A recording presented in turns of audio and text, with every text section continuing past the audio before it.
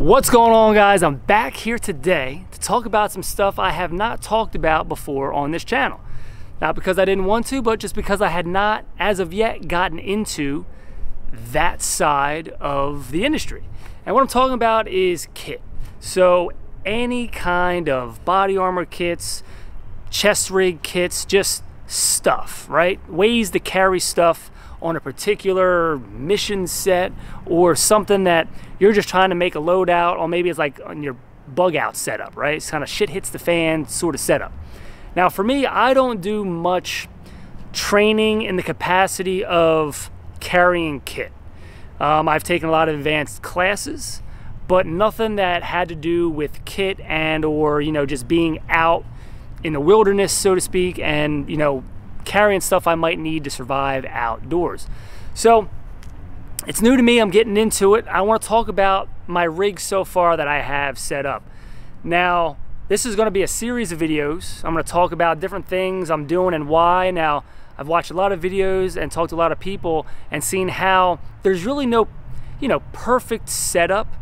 It's more personalized, what you need for your particular mission, right? Like how you are going to set it up for your needs.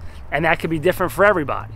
So I'm kind of just dipping my toe into it. I've started it. I want to give you guys what I've gotten so far. If you're looking to get into it, be able to point you in the direction of some good companies that I found along the way that have some really good quality stuff. Nothing that's on the cheap, good quality kit that you can expand on if you want to. So let's jump into it.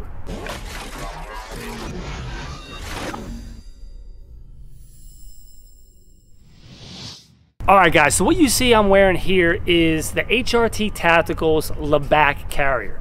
It is the biggest carrier that they offer, but I went with that one because, not because it was the most expensive. I don't have to have the most expensive stuff, but it gives you the most option and the most you know, add-on options, I feel like. So I'm of the mindset of I'd rather have something and not need it than need it and not have it. But just the general overview, this is the carrier, and then they offer a lot of placards front and back for whatever sort of specialized thing you're trying to do. So what I went with on the front is the Maximus placard. That is the biggest placard for the front that they offer. Also, you're probably thinking, well, I might not need to carry all this stuff. I don't need all that space. I don't need the couple admin pouches in the front to store whatever. I don't need the pistol mag carriers on the side. I don't need all that. They make other options to attach to the front. So you don't have to go with the biggest one. But I like all the options that HRT offers, so you can really customize it to yourself. So not only does this particular Maximus placard, you know, come with the ability to hold 3 AR mags, you can change out the insert on the inside to then use SMG type mags. So I also have one that I believe is a 4 count to hold MP5 mags, because now I can get 4 MP5 mags in the front, 4 or 5, and then I can put a couple more MP5 mags on the side pouches if I wanted to.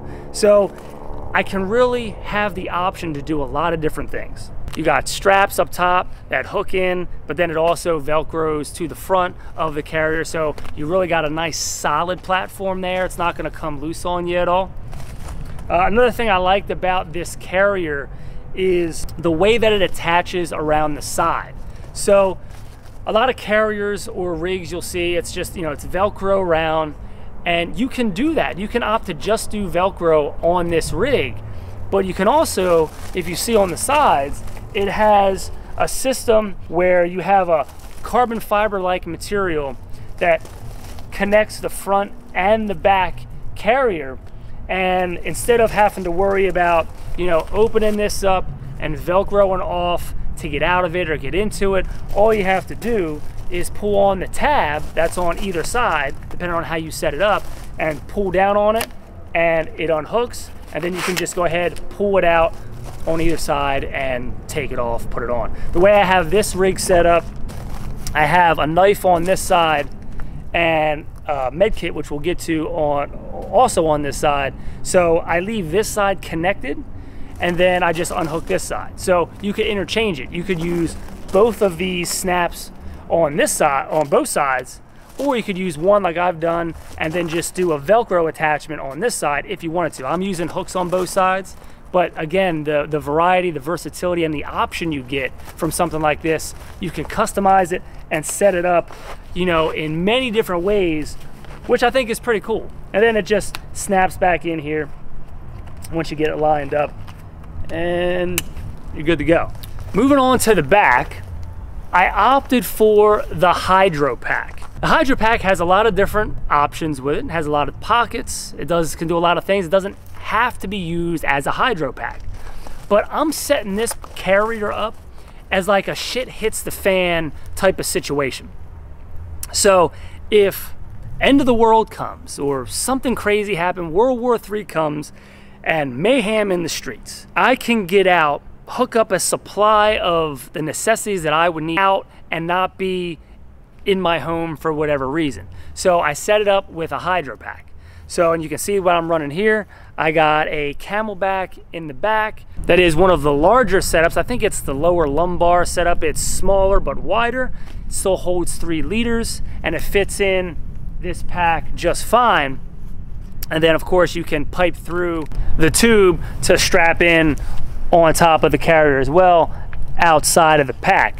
So, you know, yes, they'll say ounces equal pounds when you're carrying stuff on your person, so things can get heavy. But I went with a larger volume of water pack just in case I needed more. So I didn't want to be stuck with a small 1 liter pack if shit really did hit the fan and I needed some more water. So I went with a bigger one, so I had it if I needed it. And like I was saying also, it doesn't have to be used for a Hydro Pack.